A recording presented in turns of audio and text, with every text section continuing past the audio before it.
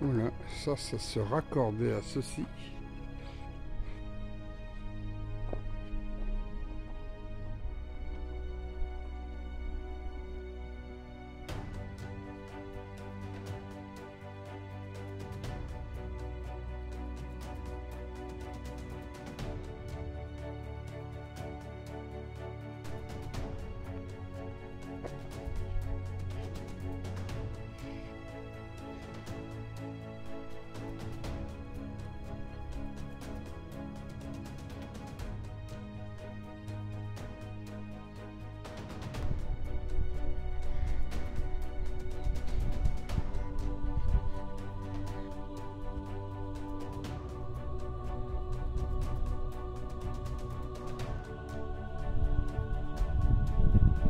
Ça, on se demande à quoi ça pouvait servir.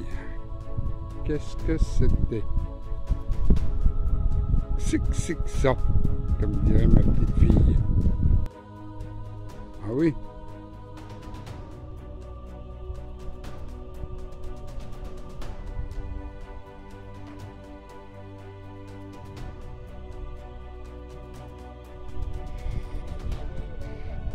La rue principale donnant accès. Tiens, c'est en français. Hein.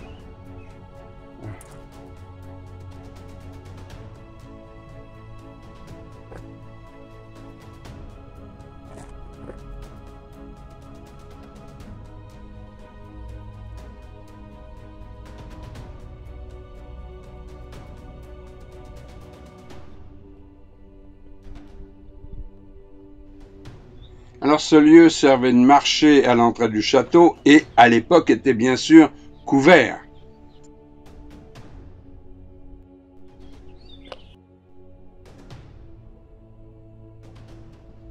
Alors bien sûr, comme d'habitude, il faut monter tout en haut du village pour pouvoir pénétrer dans le château. Bon, c'était une manière bien sûr de se protéger également, mais c'était une manière pour nous, touristes, de se fatiguer auparavant. L'ancien espace de boucherie. Peut-être, y débitait-il les bêtes, mais peut-être aussi en tuait-il. C'est pour ça. Ouais, c'est pour ça on a pas fermé. Ah oui, oui.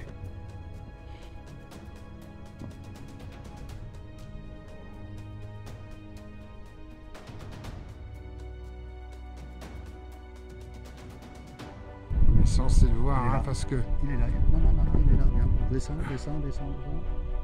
Là. Ouais, voilà.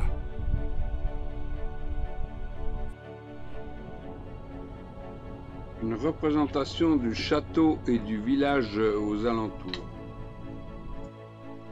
L'herboristerie. Alors on y créait bien sûr toutes sortes de médications à des fins médicinales. Déjà à l'époque on soignait avec les plantes.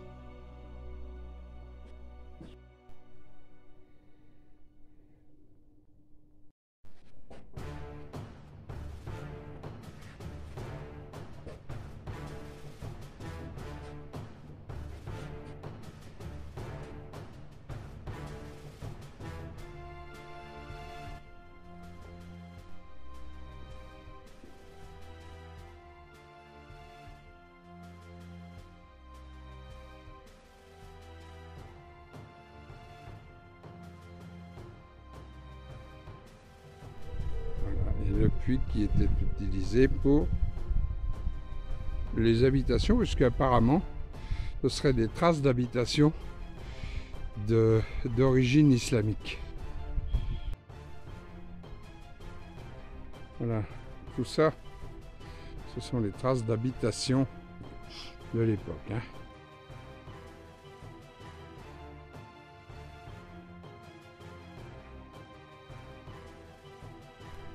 Apparemment, c'était l'ancienne église.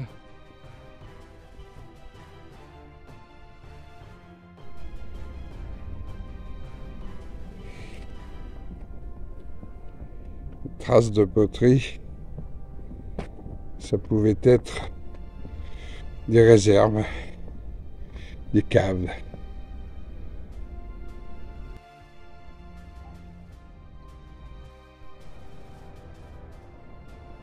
marché, ce qu'on aperçoit tout de suite en arrivant.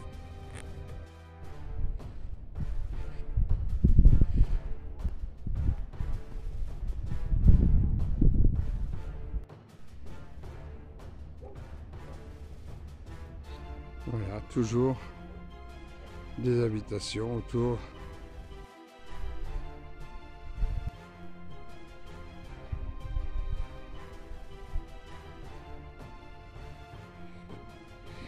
Ah, il y a un gamin qui a oublié son tas de billes. Plus sérieusement, quand on voit des boulets comme ça, on comprend qu'ils avaient besoin de murs fort épais pour résister. L'autre.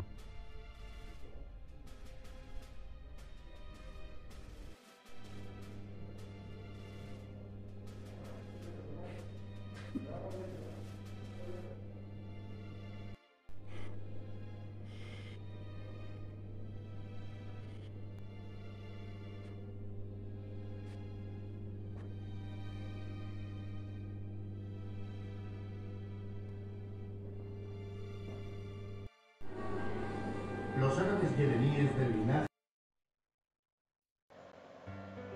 Alors de ce côté-ci, nous avons le cantonnement et les habitations des militaires.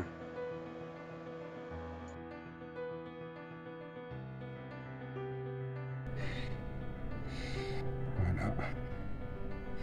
Avec des réserves, soit pour l'huile, soit pour du vin, parce que je n'ai pas d'en boire. Ils cultivaient de la lavande. Je pense que c'était à des fins médicinales. Une catapulte, hein, toujours.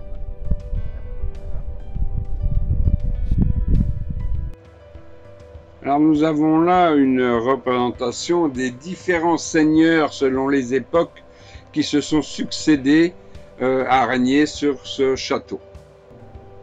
Là, on n'est déjà plus avec les Arabes, les morts. À mon avis, on arrive déjà à l'époque de la reconquête espagnole. Ouais.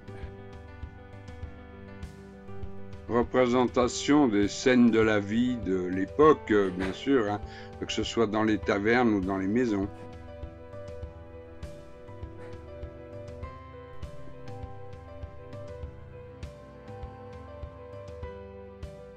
Nous sommes là dans une cave, une réserve. Remarquez comme les amphores sont enterrés pour garder la fraîcheur. Voilà, une jarre à moitié enterrée.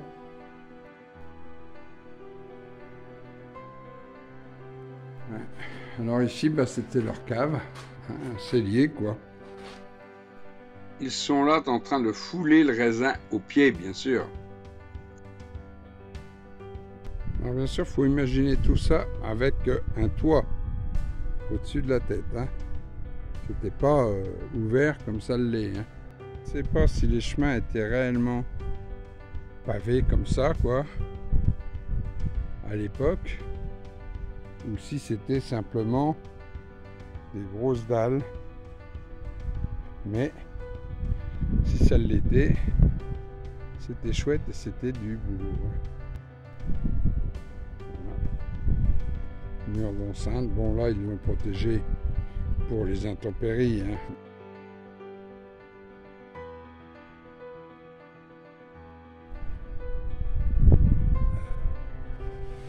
Alors là c'est l'entrée des cuves et citernes d'eau.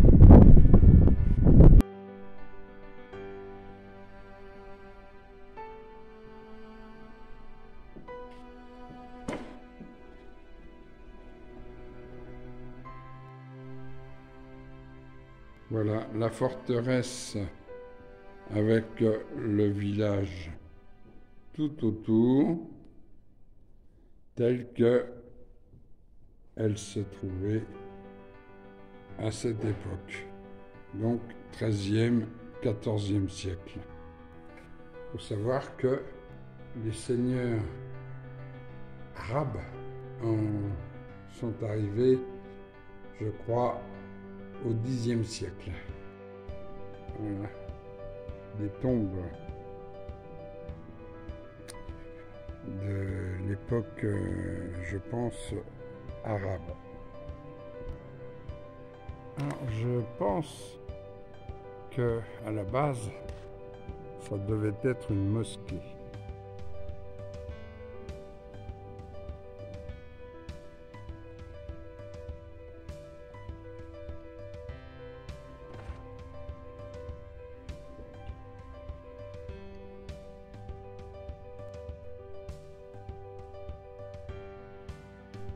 La tour avant sa restauration. C'est plus grand chose, hein. Ouais. Tout était effondré. Donc tout refait.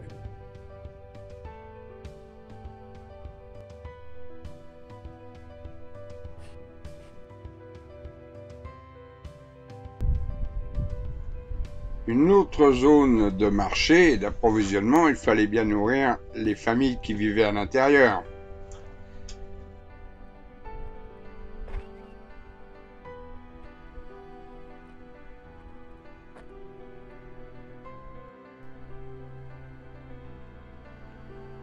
Apparemment, des habitations troglodytes.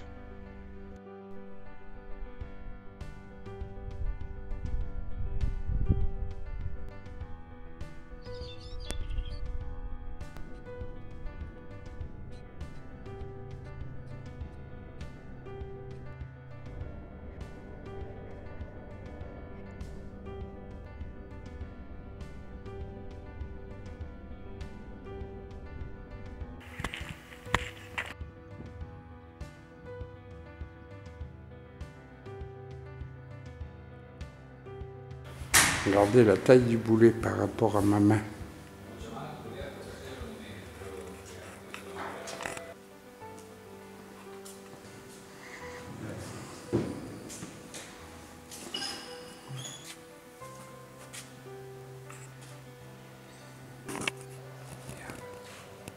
Tous ces statues et autres ont été trouvés lors des fouilles.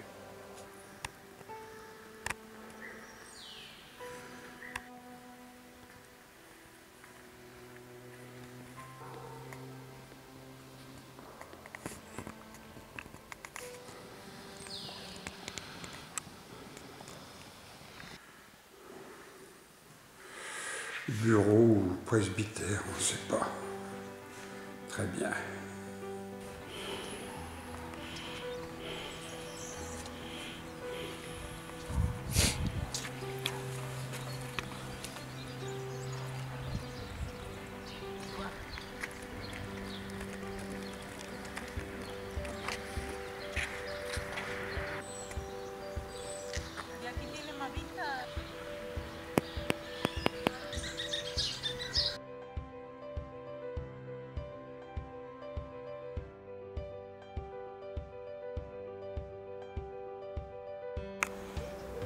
Une ancienne mosquée, puisque n'oublions pas que le château fut construit par les musulmans.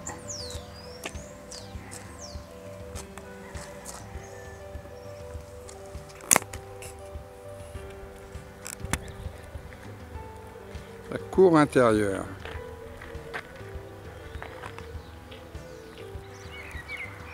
Alors c'est indiqué comme des tombes romaines.